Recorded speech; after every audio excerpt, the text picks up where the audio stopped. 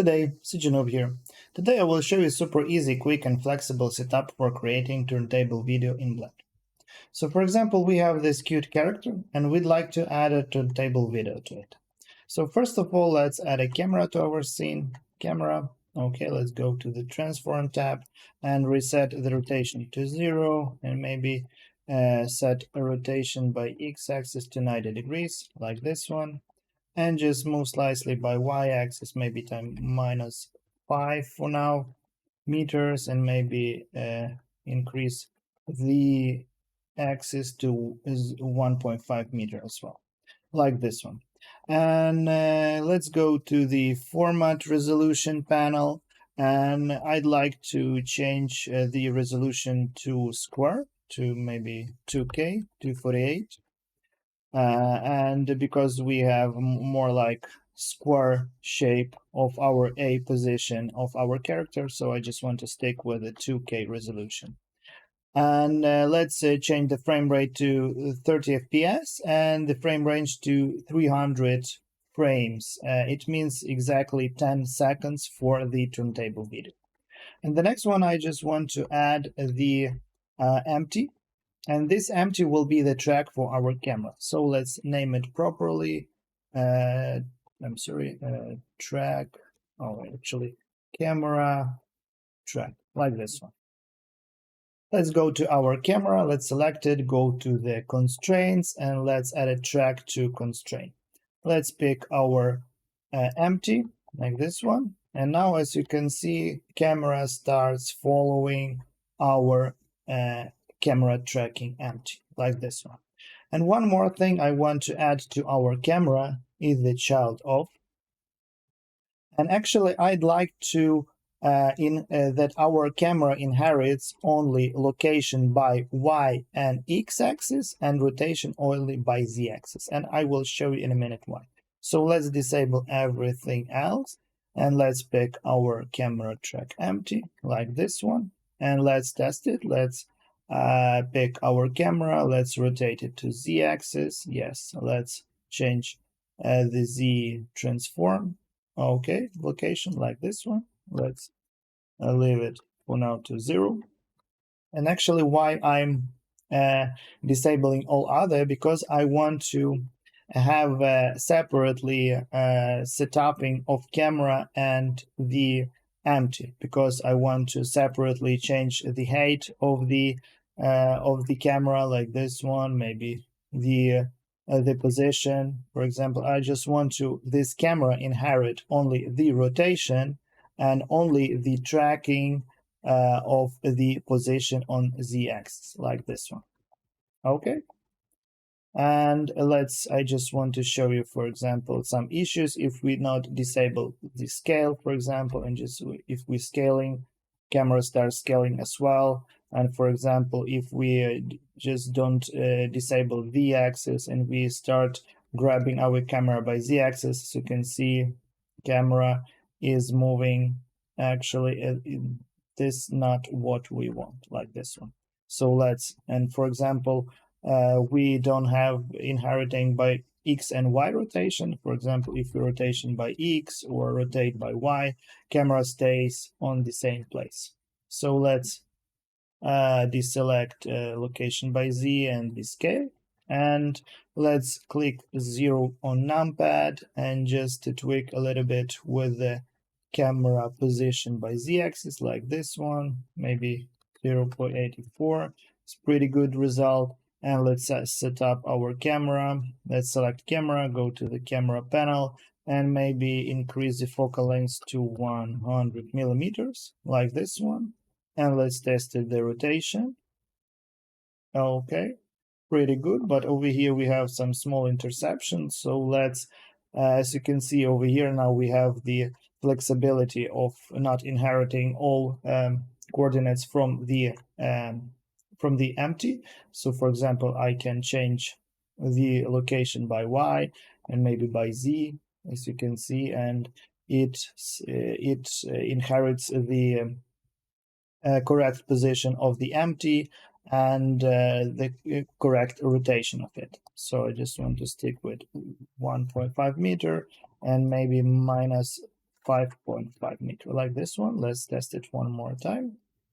Okay, now we don't have any interception like this one. So, okay, I'm pretty happy with the result of this setuping our turntable scene. So let's maybe test it in the 3D view. Yeah, everything is working pretty good, like this one. And the next one, what I want to add is actually the animation to our track. Actually, we want to animate only the axis. So let's do it. Let's go to the first frame and just click I on the Z-axis. As you can see, now we have a keyframe on the first frame, and let's go to the end of our frames and let's rotate it to 230 degrees and just click I one more time. As you can see, we have keyframes on the start and at the end. And let's test it. As you can see, now we have almost perfect turntable video, but only with one small issue. As you can see, camera is increasing the speeds at the start and slowing down at the end. We just want to get rid of it because actually the turntable video, it means like infinity videos that starts and the end on the same pace and at the same position of the video. So let's fix it. Let's go to the animation tab. And for example, let's click 0 for visibility of our animation. Let's select our camera track. Let's click home to fit the curve of our Z rotation. Let's open and get rid of all unnecessary axes because we have animation only on the Z one. So as you can see over here, we have this interpolation of increasing the speed and slowing down of the rotation. So we want to remove it. So just let's select the tip of this curve. Let's click N to get a panel and change interpolation from Bezier to linear, like this one. And now, as you can see, we have completely straight line without any interpolations. So let's test it. Let's click play. Yeah, as you can see, now we have a pretty good, I think, let's check. Yeah, now we have a pretty good rotation without any interpolation at the start and at the end. Exactly what we want. And at the end, we need to render it.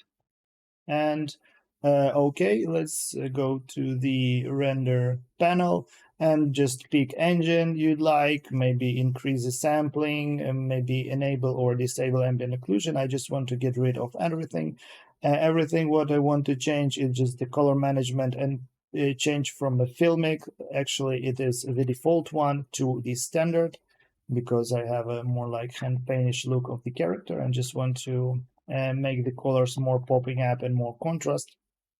And you can play as long as you want, as your heart content. And yeah, I just want to stick with almost the default settings of the renders. So the next one, I just want to pick the folder what I want to save our image sequences. So for example, over here, let's create one more folder. Let's call it PNG, select it and accept it.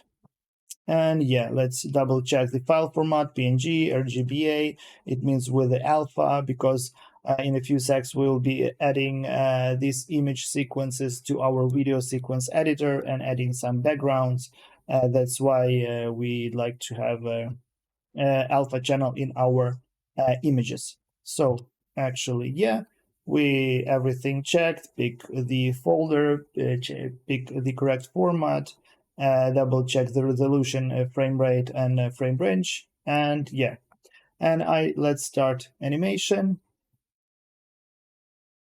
And as you can see, the animation and turntable video starts rendering, and I will return to you in a sec when everything will be ready. So as you can see, rendering process is done. All our 300 image just were rendered. So now let's actually combine them to our turntable video with some background color. So let's go directly to the Blender Let's go to the workspace of a video sequence editor. And first of all, let's add some color of our background. So let's add a color and change it to maybe dark gray, like this one, and increase the duration to all our 300 frames range, like this one. Okay, and the last one, let's add image sequences actually that we rendered before. Let's select them all, add as one image strip, and as you can see, it combines all our image sequences to one strip. And let's test it. Okay, everything, it looks pretty good. And one more thing we want to play with is output. Let's pick a place where we'd like to save our turntable video and change the file format to FFmpeg video. Play with a container. Actually, you can pick whatever you want. I just want to stick with MPEG-4 because this is like the most common video format. And yeah, and just play with a video codec. I just want to stick with 264 H264 codec, and maybe decrease the quality to high quality, and encoding speed is good. Okay, let's leave as it is, and maybe keyframe to 30. And as we don't have any audio codec, so let's leave by default. Maybe let's play with metadata, maybe disable everything. Let's add our own node, like maybe by CG Noob, something like this one. And always before starts rendering the animation of in the video sequence editor, always double check the post-processing panel if the sequence checkbox, because if the sequences is checked on, the rendered will be the Blender will be rendering the video sequence editor channels. But if disabled, it will be rendered actually the camera from the 3D view. So always double check it. Okay, everything is set up properly, and I will come back to you in a sec when a rendered animation will be finished. So this is our final turntable video. And as you can see, with the linear interpolation mode that we changed in the graph editor, we don't have any speed rotation changes. And if repeat mode enabled in your video player, this turntable looks like infinity video without any noticeable visibility where it starts and where it ends. Okay, I hope this video was useful for you, and see you in upcoming videos. Bye.